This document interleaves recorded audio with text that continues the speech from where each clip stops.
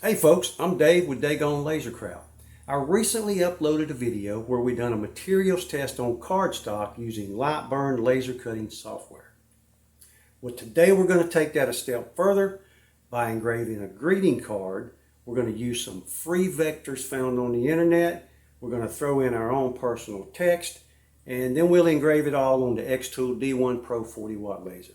Let's do that right now. Okay, we're in Lightburn, and Lightburn's not free, but it's they do offer a fully functional 60-day trial, and then after that it's like $60 for a lifetime license, which is a pretty good deal, and you get upgrades often.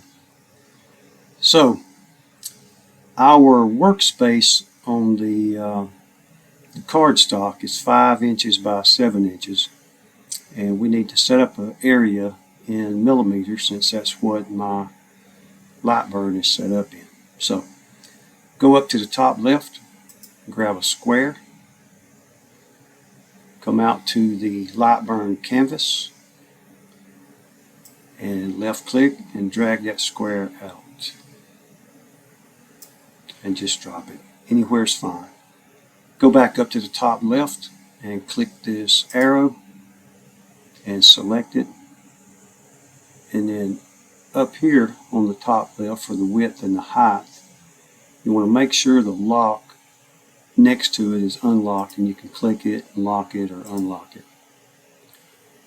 And you want to make the width 127 millimeters.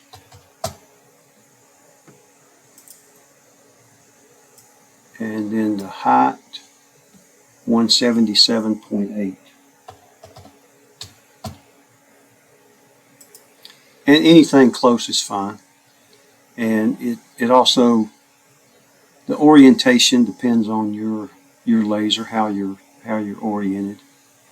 So you can use the mouse wheel to scroll in and out to make it larger or smaller, and you can push down on the mouse wheel and move the entire canvas around. Okay, so this will be the front of the card, and I went out earlier and got some free vectors off the internet, and I'll drop a link, a couple of links down in the description, so you can go dig around and get some free vectors. And these are public domain. You can use them for whatever you would like to. Anytime you do go out and get so-called free vectors, read the fine print and make sure you can use it in the way you intend to use it, because the last thing you want to do is get in any trouble about something you thought was free and it turns out it's not free. Okay, so we're going to go up top left to the import buttons here if you have the toolbar set up. If not, you can go over to File, click File, and down to Import. And on the front of the card, we will put some balloons. Alright, so use your scroll to get small and move it around. And then when your vector opens up, if it's too small, you can grab one of the corners. Just let it turn into an arrow. Click with your left mouse key and make it small. And then you can move it around, put it in your area, and then use your mouse wheel to bring it back up, zoom in so you can see it. And then you can arrange it a little better to fill out the space on the front of the card. Now you can, if you grab the corner and stretch, it'll be proportionate for the entire vector. If you grab it here from the side or the bottom, it may end up being distorted. So be careful with that. And when you're resizing. Okay, so we'll call that the front of the card. And I recently done a uploaded a video with a cardstock materials test in Lightburn, and hopefully that shows up on the camera. I think it does. And so I know that for my laser, which is a XTOOL 40 watt, that it'll be somewhere around 70% power. I'm sorry, 70 millimeters per second for speed and 10% power. So that's what I'm going to set it for. We'll see how it works out. And of course yours will be different depending on the type of laser that you have. But if you go take a look at that that materials test for the cardstock, it'll help you determine the speed and power for your machine. And I'll drop a link to that video down in the description as well. Okay, so to set that up, you go over to the right to cuts and layers, and you'll get some defaults like this line cut has popped up, but that's not what we want. So you want to go back and select. We got a little thunder outside, so if you hear some noise, that's what it is. You can go back and click your vector and then go down to the palette in the bottom left. And if you have some presets, you can select one of those. And then if not, you can make one up. So before we set the vector engrave, go back, and I should have said this to start with, go back and click on your box. And we're just going to make that a tool so we don't cut the card or do something to it. So just click the box, select it, go down to the bottom right here for about center of the page, T1 or T2, and click one of those. And notice off to the top right, it doesn't show any output for that. It's only used for framing, and that'll keep it from cutting. And if you forget, like I almost did, you'll cut your card or whatever you had. You don't want to cut it. You want to just use it as a tool. Okay, so now it's a tool. So now go back to your vector, click it, and select it. Go down to the bottom, select another. Now you could change the one that's up here, but that's a line cut that I have preset. So I'll click the blue for Engrave. That's what I usually use for Engrave. And I'll just change this one down here. You can change the speed and the power. So I'm going to change it to 70 millimeters per second and 10% power. And that should do it. So I'm going to go get set up in the laser bed, and then I'll be back to click a frame to check the frame. And yours may be quite different. That's why I'm not showing exactly how I'm doing it, but I'm set up for absolute coordinates. So once I get my graphics set where I want it, I can go over to the left here and click the laser positioning tool icon, and then click anywhere on the canvas, and my laser will move to that position. And so you may be set up for something else. But I'll go get set up in the laser bed and be back, and we'll click frame, and then we will click start, and then we will run the front of the card, come back, set up the inside of the card, and run that as well. Okay, be back shortly. Well, to save a little time, I went ahead and cut out a piece of thin wood that's slightly larger than the cardstock we're using. And if you do that, you'll be able to put your cardstock down. Make sure it's square. And then you can lock it in place. And it'll keep the air assist from blowing it around. Okay, so we're ready to do a frame. I don't use the shield. It helps me to see the laser head better for framing, but I do use goggles. I'm really safe with it, so please be safe whatever you do. And we can hit frame.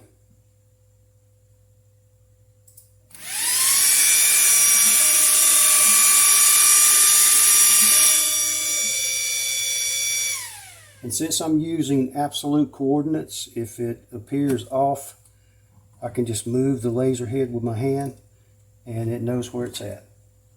We can hit frame again.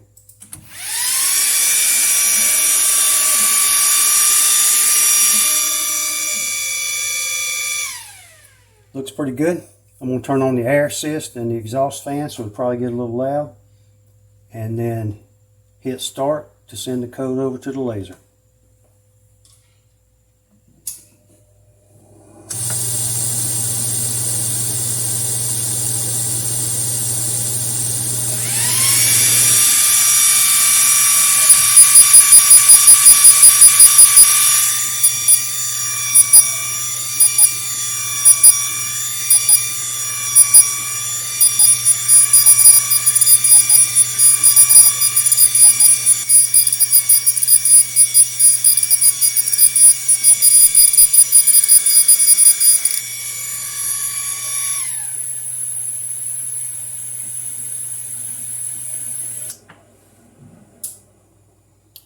Alright, front of the card's finished.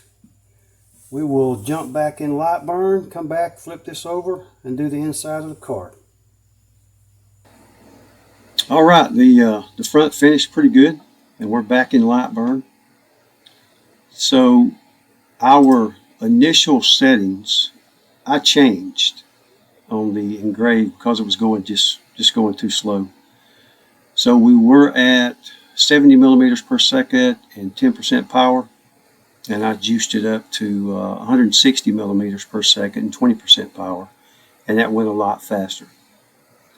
So when you download graphics, vectors, wherever you get them from, they'll typically, if there's multiple items in the scene, it'll be grouped. So if you select your vector and right click, you can ungroup it here. And if you wanted to take specific pieces of it out like this, you could just move it out and speed up your processing time, move things around. And then when you get finished, of course, group it back together. And to undo, you can go to edit and undo, or you can just use Control Z, which I use a lot.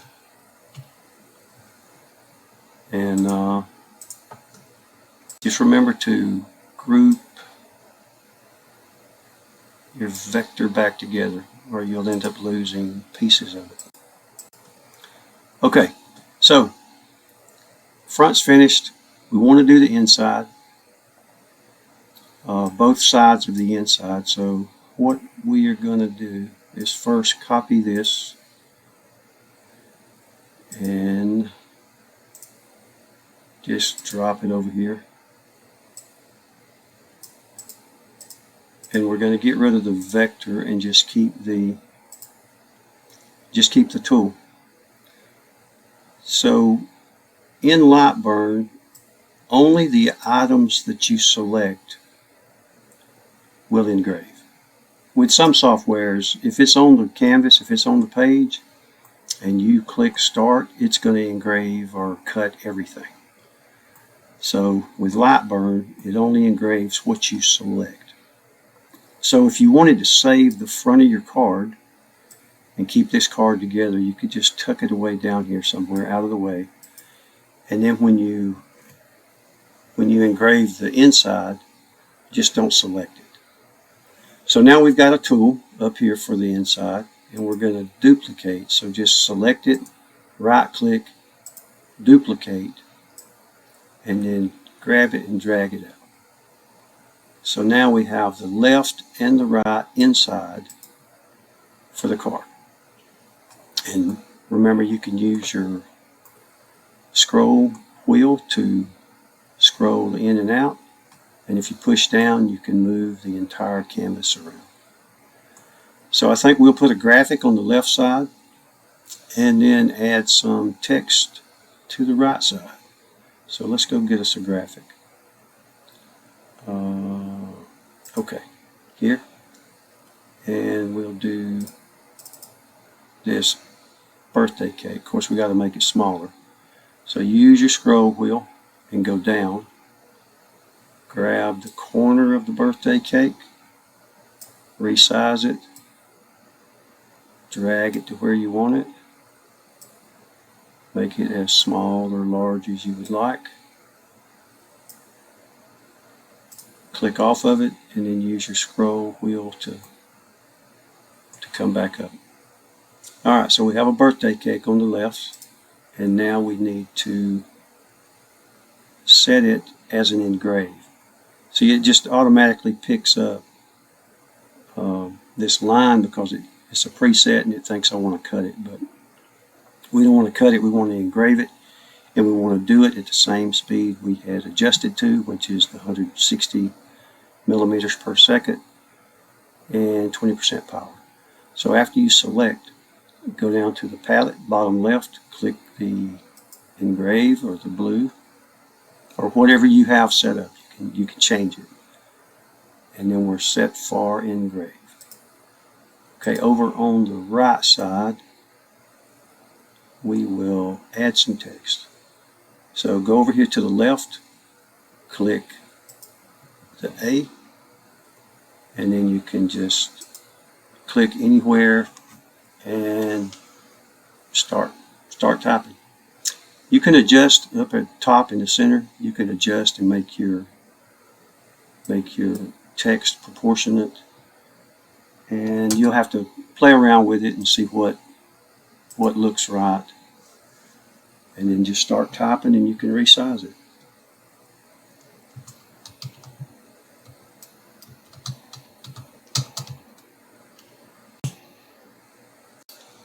Let's see. And after you, I know I'm pointing at the screen, but you can't see that. So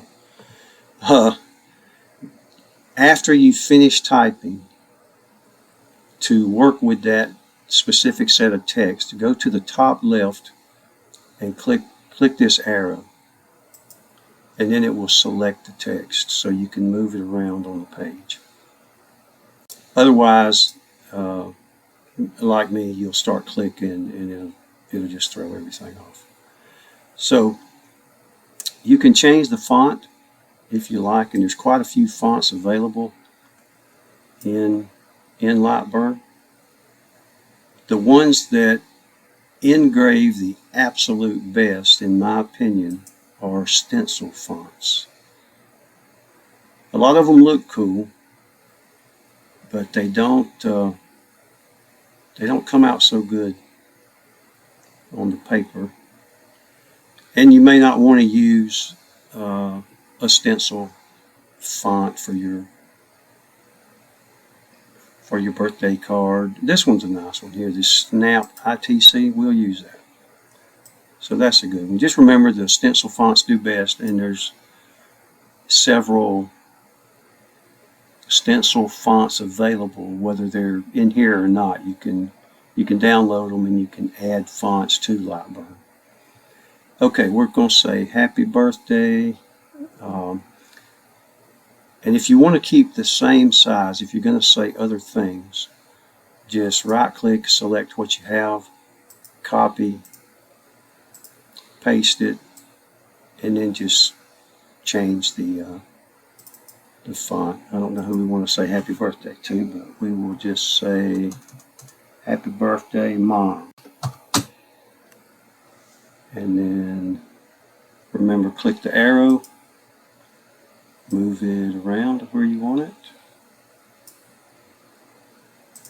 copy again, drop it down here, or wherever you want it. Double click, and then you can type something else. We love you. Go back to the top left, click the arrow, get your font, and notice this blue dot that's right here.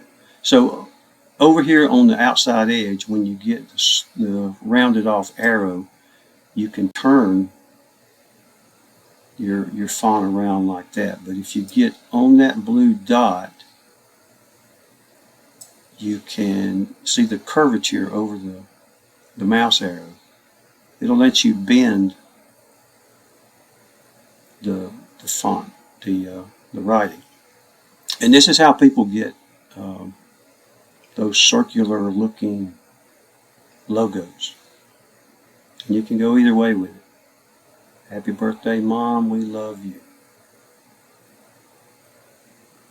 They just make it like a smiley face. We're just testing anyway. We're both learning because I've never done this before. So we're learning this together. Okay, so you want to make sure your font is selected for Engrave. And if it didn't pick up on its own, then you can select all of them together and click your palette down at the bottom left, and that would do it. So now we just need to go to the laser bed, flip our card over where we left off, and then do a frame and send the code over to the laser. So let me get set up in the laser bed, and I will be right back to do that.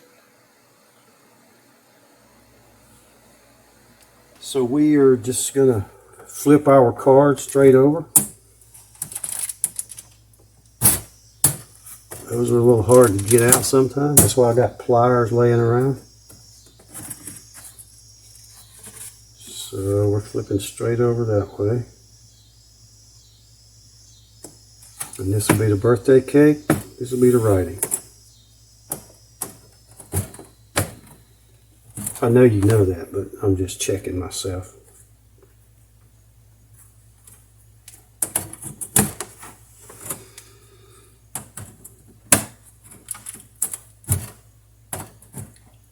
We will lock it back down.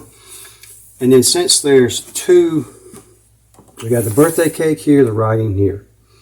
So I would suggest selecting each one individually. Do a frame on each one to make sure they're hitting where you want them to.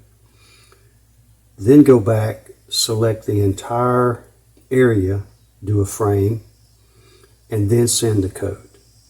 That way you're sure that your graphic or wording is centered on the side that you're working with. Okay, so we'll select the birthday cake and then do a frame.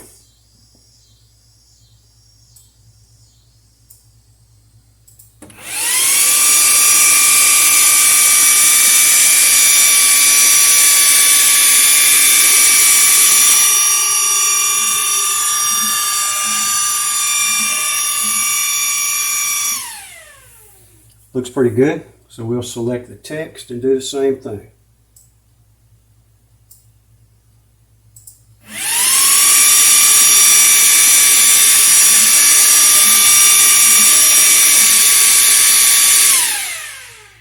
Okay, so now we'll select it all and send the code. And first I'm going to turn on the air assist and the exhaust fan, so it might get a little loud, and we'll hit start.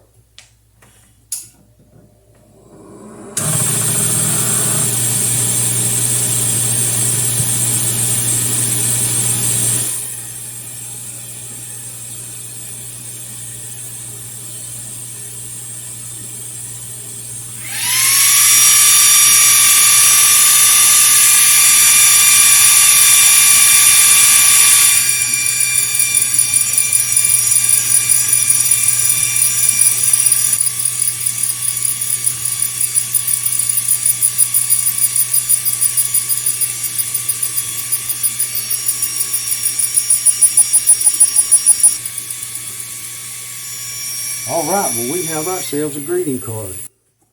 And it's not fancy, but we set out to engrave a greeting card on cardstock. And that's what we've done. Turned out pretty good for a first time. I'll get better over time, and so will you folks. I'll put a link to where I purchased this cardstock, as well as links for the free vectors, Lightburn, which is a fully functional free 60-day trial. And I'll also put a link to a cardstock materials test I've done in Lightburn. So go out and get some cardstock, make a bunch of cards, and have fun doing it. All right, folks, we did it. We made our greeting card using Lightburn and the XTOOL D1 Pro 40-watt laser. We used some free vectors from the internet. I've got links down in the description. And we threw in our own personal text, and it turned out great. I really appreciate you folks watching. I hope you learned something. If you did, please like and subscribe. Check back often for new videos, and we'll see y'all next time. Thank you.